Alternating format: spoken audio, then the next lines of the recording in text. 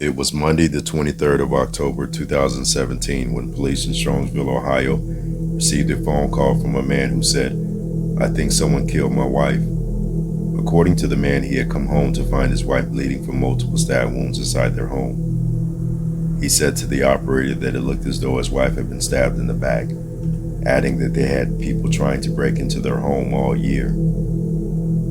The victim will be identified as 49-year-old Melinda Pleskovic, who was a longtime middle school teacher at Strongsville Middle School for 27 years. Melinda's autopsy would show that she had been stabbed and shot to death.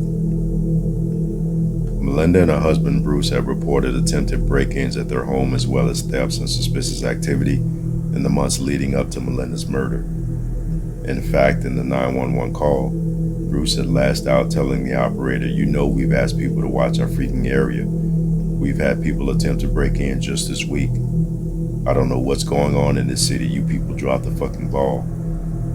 Then in September, just before the murder, police were called to the home for a suspicious situation. Melinda told police that a set of her car keys had vanished. Then just a week before the murder, police responded to an attempted burglary at the couple's home.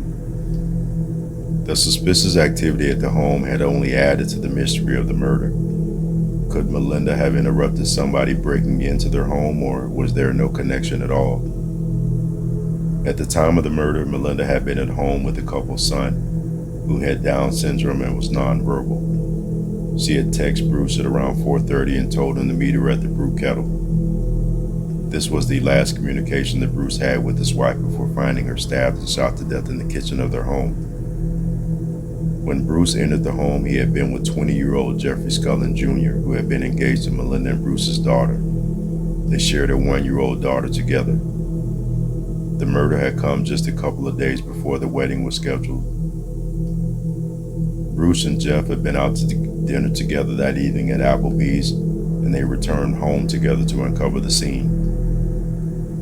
On the 31st of October, there was an unexpected breakthrough when it was announced that Jeffrey Scullin Jr., the soon-to-be son-in-law, had been arrested and charged with the murder of his future mother-in-law.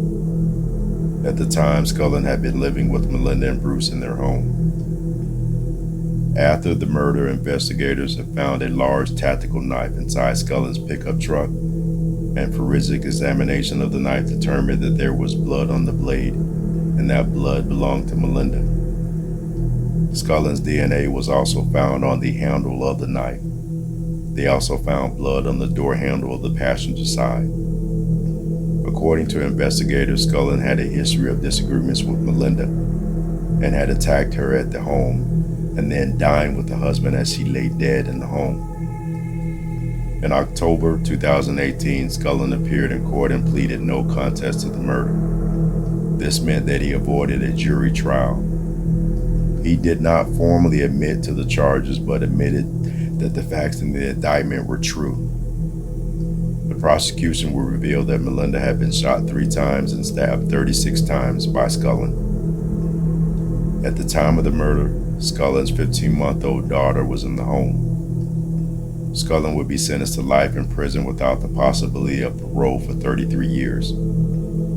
Before the sentence was read out, Anna Pleskovic, who was set to marry Scullin, provided a victim impact statement. She said Jeffrey Scullin should never be allowed to walk free again.